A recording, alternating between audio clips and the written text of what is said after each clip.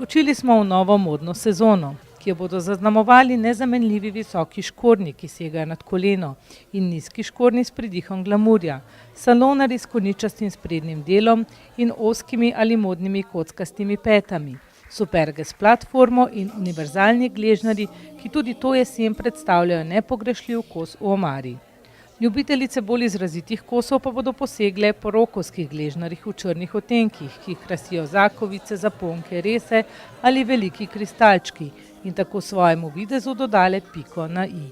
Moški se bodo to sezono navdušeno spogledovali škornji v puščavskih odtenkih in elegantnejšimi kosi z višjim modelom na vezalke. V zaključni del predstavitve modnih trendov za prihajajočo jesen in zimo nas je popeljal zmagovalec šova Slovenija ima talent 2015, plesni virtuoz Jernej Kozan, s katerim je Deichmann posnel vrsto zanimivih plesnih videov usmerjenih na jesen. Ja, čestitke, zmagovalec Slovenija ima talent, tudi aktiven na družbenem področju, pomaga sedaj raznim blagovnim znamkam. Kako ti gre? Zaenkrat moram reči, da mi gre res dobro.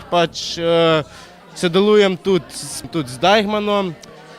Poslal sem jim prošnjo ne za kakršnokoli sodelovanje in Deichmann me je takoj kontaktiral in rekel, če bi snemal za njih reklamo, za družbeno mrežja in da se bi še udeleževal njihovih dogodkov, karkoli že imajo.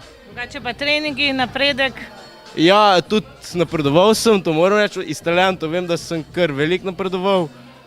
Ja, to je vsakodnevni treningi, čeprav v zadnje čase bolj malo zase treniram, ker tudi učim v Novem mestu, tale popping in tukaj v Ljubljani učim hip-hop,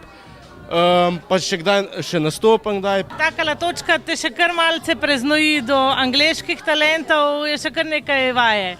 Ja, tudi na angleške talente sem se prijavil, ampak komaj februarja naslednje leto izvem, če sem sprejet ali nisem.